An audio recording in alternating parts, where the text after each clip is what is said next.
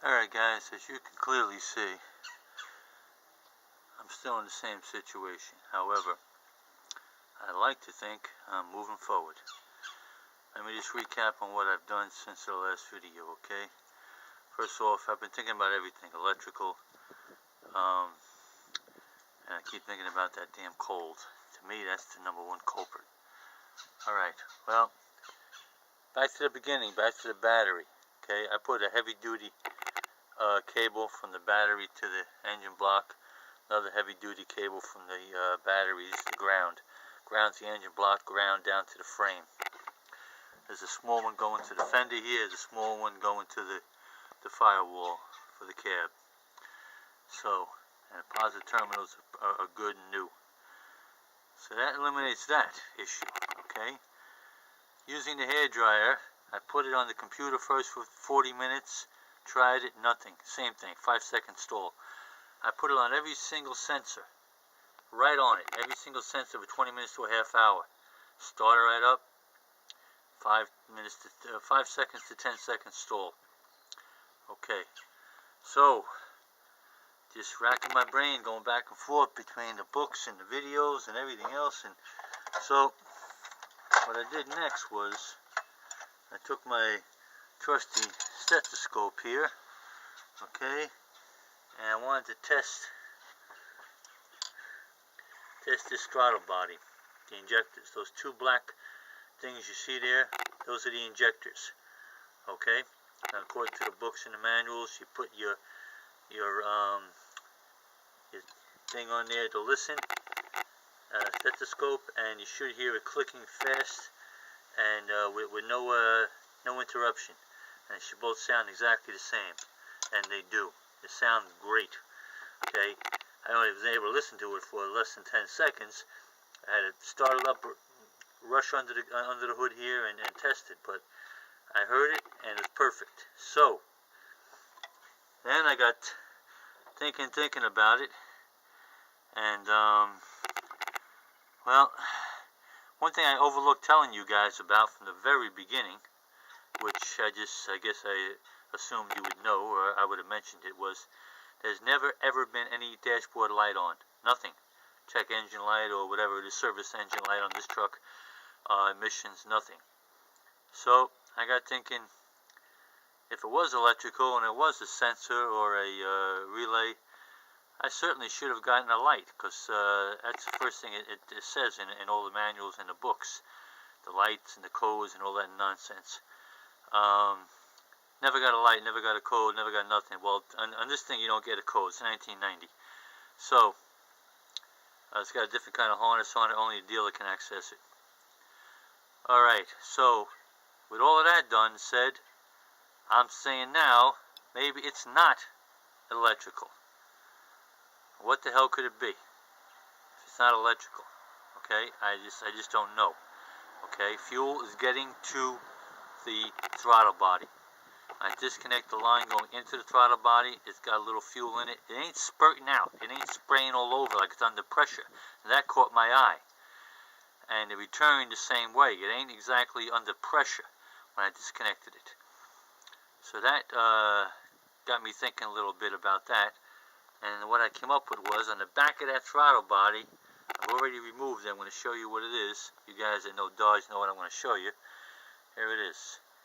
This is the vacuum operated fuel pressure regulator. Fuel pressure regulator. Okay, it is the vacuum. This goes into the throttle body. Okay, and it regulates it. Okay, when the pressure reaches, I think it's 4.5 or something like that, whatever it is, it diverts it out the other one to the return line back to the tank.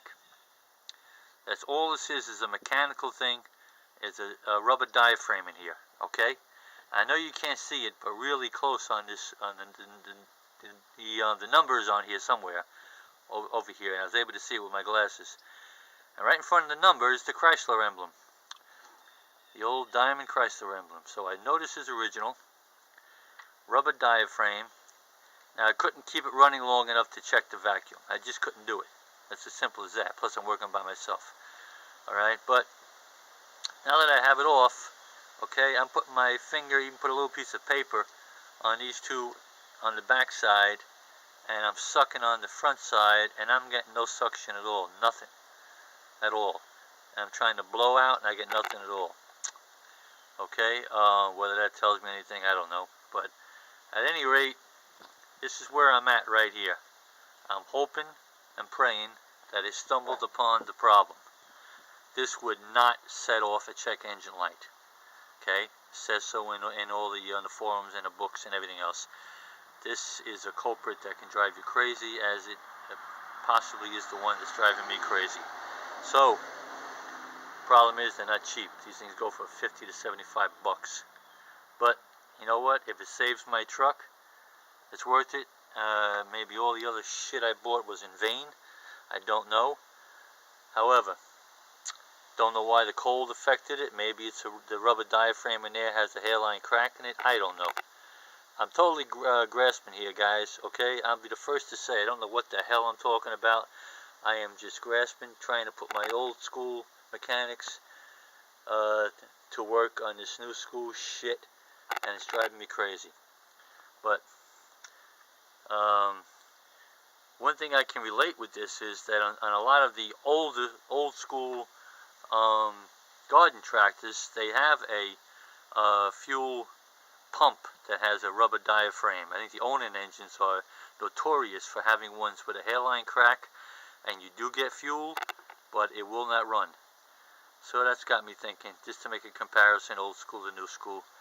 I'm hoping that's what it is, because it's acting almost just like you know, when you start. If I was to try to start an Onan tractor with a bad diaphragm on a fuel pump, I could put spray starter gasoline into the carburetor, it would run and die. Okay, and that's almost like what this is doing. It seems to be getting fuel up into the throttle body, but not enough to sustain it, and it's dying. So I didn't think it was the fuel, because like I said, there's definitely fuel coming out of both of those lines when I disconnect them. When I go back to the pump and I turn the key on, fuel comes out. But that's before it reaches this. So, I don't know what else to think. So, I hope one of you guys are going to tell me, Dan, you stumbled upon this solution. This is it. Put it in, and that truck's going to start and run. Yippee-ki-yay, motherfucker. I sure hope so.